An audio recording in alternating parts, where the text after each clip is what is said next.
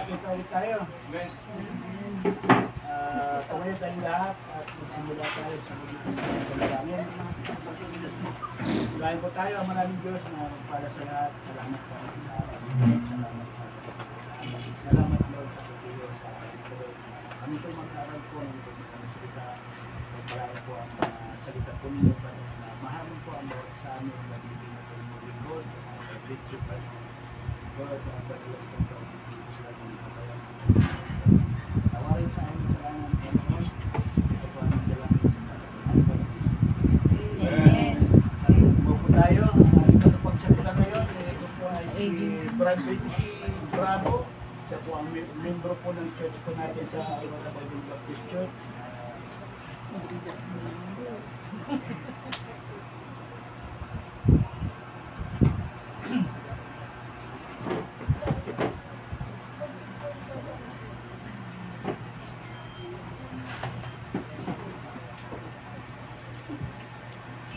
Magandang hapon po sa ating lahat.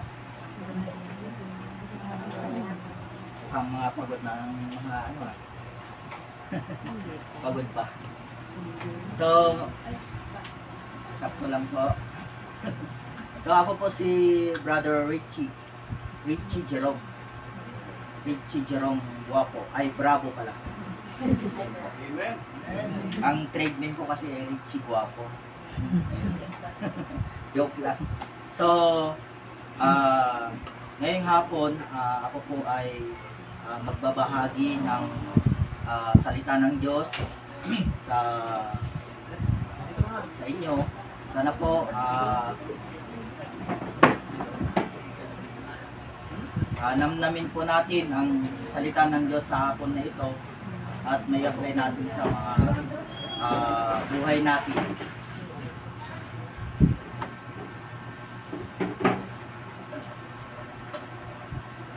So, hindi ko na po patatagalin. Sino pong may Bible dyan? So, saan man tayo pupunta, dapat yung Bible natin, dala-dala natin. Dahil ito ay isang sandata. Baga protection. Amen? So, ako na lang po magbasa. Paksa natin ngayon is about Christian maturity. So, sa ating talata sa Genesis 1:28. Sundan nyo na lang po sa inyong mga mata. Genesis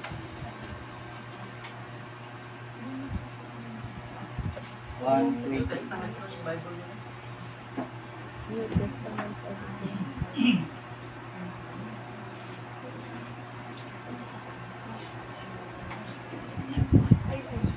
Andyan na po ba? Amen. Okay, basahin ko po. Genesis 1:28. And God blessed them, and God said unto them, Be fruitful, multiply, and replenish the earth, and subdue it, have dominion over the fish of the sea, and over the fowl of the air, and over every living thing that moveth upon the earth. So, bago tayo pupunta, tayo po yung manalangin. Yes, Lord, salamat po sa hapong ito, sa aming pagtitipon. Salamat po sa presensya po ng bawat isa. Salamat po sa buhay po ni Brother Greg, sa Sister Mila, sa kanilang paggamit po sa lugar na ito. Hinihiling namin, Lord, na ikaw po ang mag-protect po sa bawat isa. Sa hapon ito, i-open mo po ang aming mga kaisipan upang lalo naming maintindihan ang aming buhay bilang isang Kristiyano. Patawarin mo po kami, Lord, sa aming mga nagawang kasalanan. In Jesus' name we pray. Amen. So, saglit lang po ito. Makinig lang po tayo. So, according po sa ating binasa, be fruitful, multiply, and have dominion.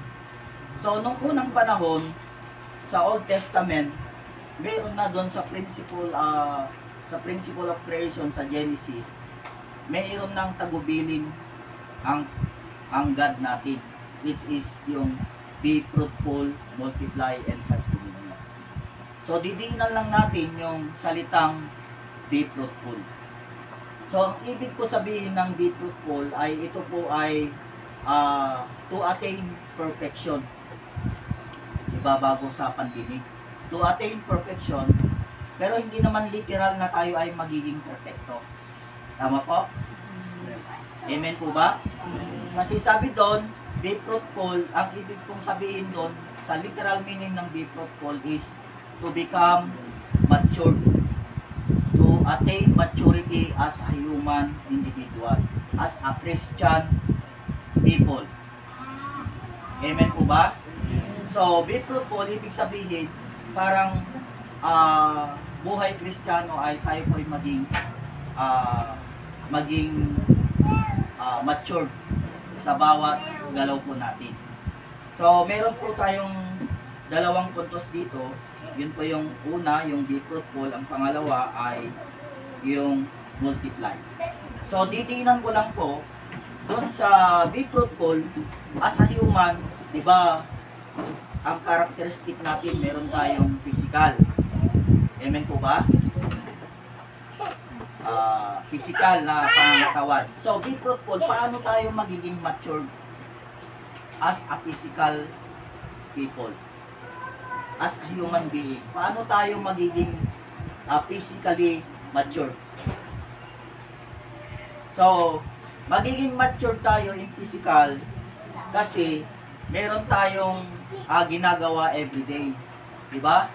Sa inyo, bilang manggagawa po dito sa Rojas, Sir Bong, magiging mature, physically mature tayo kung tayo ay talagang tumanggap kay Kristo.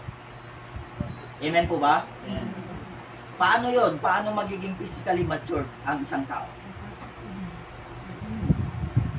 So, number one dyan is avoid natin yung mga bisyo natin. Meron po bang naninigarilyo dito? Umiinom? So, paano natin ma-maintain yung pagka physically mature natin, di ba? Halimbawa, nagtatrabaho tayo, may handaan sa bahay ninyo. Halimbawa, kahapon, kagabi, may handaan sa bahay ninyo. May nag-inuman, may nagsigarilyo, may video okayan, di ba? So, to protect our physically maturity, is i-avoid natin. Di ba? I-avoid natin yung mga vices natin, yung mga bisyo natin. Tama po ba? Kasi hindi natin mapupulfill yung character as a human, as a Christian, kasi kulang tayo ng maturity. Unang-una pa lang, yung physical natin, hindi natin pinakaingatan. God's temple, di ba? Yung katawan natin, pag-aari yan ni God. Hindi natin pag-aari.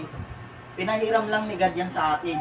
That is why, kaya dapat ang gawin natin is i-avoid, iwasan, at the same time, wag nang sumubok. Di ba, Christian na tayo? Di ba? So, kailangan magiging sensitive tayo sa lahat ng mga bagay-bagay. Especially, alagaan natin yung sarili natin. So, yun yung number one. Physically maturity. Nakakasunod po ba? So, physically maturity dapat, ang ibig ko lang emphasize dito is, kung ano man po yung mga nakaraan na na vision natin, like for example, pag-inom ng alak. Diba? I-avoid na natin yun kasi yun yung sumisira sa atin, sa physical natin. Hindi tayo magiging physically matured kung tuloy-tuloy pa rin yung mga vices natin. Halimbawa, paninigarilyo.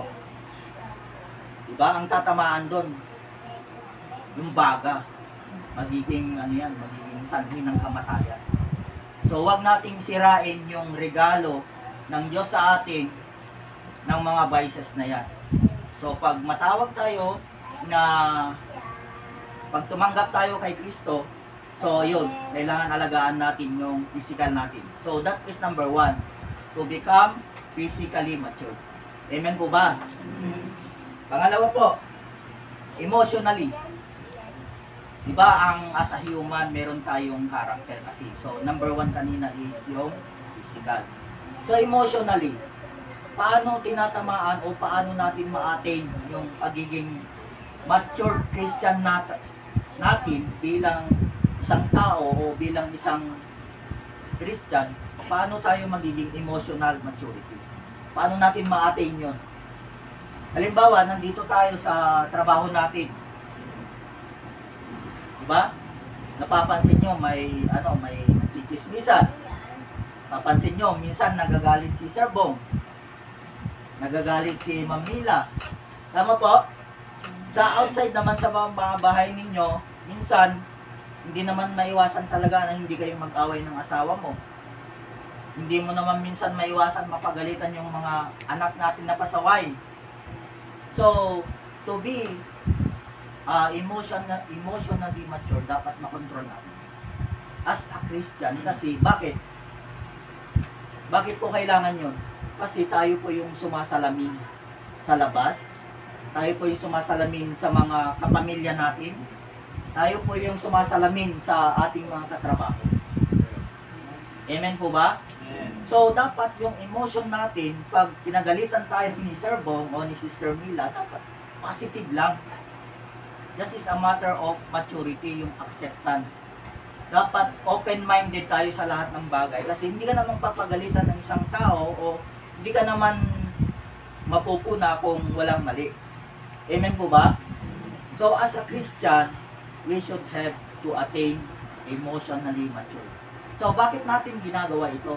Bakit natin kailangan as a human? Kasi Christian na tayo eh. Amen po ba? Nandun na nananalay tayo yung pagka-Christian natin.